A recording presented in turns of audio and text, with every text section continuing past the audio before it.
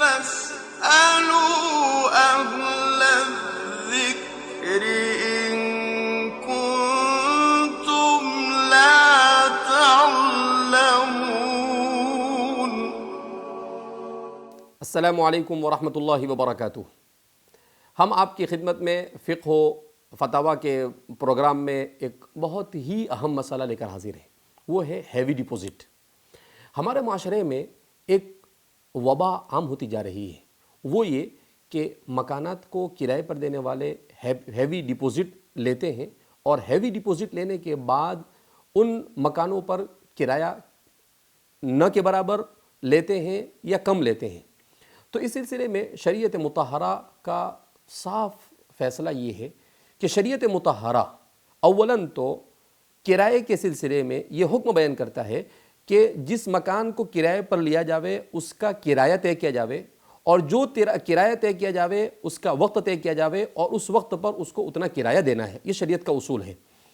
Deposit, heavy deposit کے نام سے جو 5-5 10-10 20-20 لاکھ روپے لے جاتے ہیں، اور پھر اس کے بعد اس پر یا تو نہ کے برابر کرایہ یا کرایہ نہیں لیا جاتا ہے، یہ بالکل جائز نہیں ہے۔ ہمارے فقہا نے لکھا ہے کہ اولاً تو ڈپوزٹ کا لینا اس کا کوئی جواز ہے نہیں، اور اگر آپ نے لیا بھی تو اسے قرض مانا جائے گا، کہ گویا کہ آپ نے پیشگی اس کو کرایہ دے دیا، اور جب اس کو پیشگی کرایہ دے دیا تو شریعت نے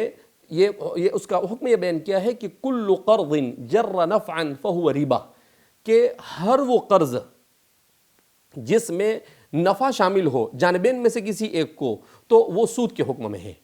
تو یہ سود کا معاملہ ہے، اس لیے کہ آپ نے ایک مرتبہ جب 10 لاکھ روپے اس آدمی کو دے دیے، پھر آپ اس کے مکان کو اپنے استعمال میں، اور بعض لوگ تو اس حد تک پہنچ چکے ہیں کہ 2-2 4-4 مکان اس طریقے سے لے کر اس کو دوسروں کو کرائے پر دے دیتے ہیں۔ تو یہ بھی ایک مسئلہ ہے کہ کیا اس کو اپنے استعمال کے بجائے کسی دوسرے کو اس کے اصل مالک کی اجازت کے بغیر دیا جا سکتا ہے یا نہیں؟ اجازت بھی ہو تب بھی سیدھا مسئلہ یہ ہے کہ ہیوی ڈپوزٹ کے نام پر لیا جانا اولاً تو جائز نہیں، اور اگر لے لیا تو پھر اس کے مکان سے اس طریقے سے فائدہ اٹھانے کا شریعت میں جواز نہیں ہے۔ اس کا ہمارے فقہا نے یہ راستہ بیان کیا ہے کہ اگر آپ نے کسی سے پیسے لیے ہیں 2 لاکھ 3 لاکھ روپے، تو آپ اس مکان کا کرایہ طے کریں گے کہ مہینے کا 20,000 روپے اس کا کرایہ ہے، اور پھر اس کے بعد یہ کہ 10 مہینے تک آپ کرایہ نہیں دیں گے، اس کے بجائے آپ مجھے پیشگی رقم دے دیں گے، پھر 10 مہینے کے بعد آپ کا کرایہ شروع ہو جائے گا۔ لہذا اس بنا پر ہمیں اس طرح سے پیسوں کی لالچوں میں آ کر اس طرح کے غیر شرعی معاملات سے بچنے کی کوشش کرنی چاہیے، اور شریعت مطہرہ پر سیدھا عمل کرنا چاہیے۔ ہماری شریعت ہمیں بالکل اسے حرام نہیں قرار دیتی ہے، مگر اس کا جو راستہ بتایا اس راستے کے مطابق ہم چلیں کہ آپ ٹھیک ہے 5 لاکھ روپے لے لیں، مگر یہ طے کریں کہ بھئی مکان کا کرایہ مہینے کا 40,000 روپیہ ہوگا،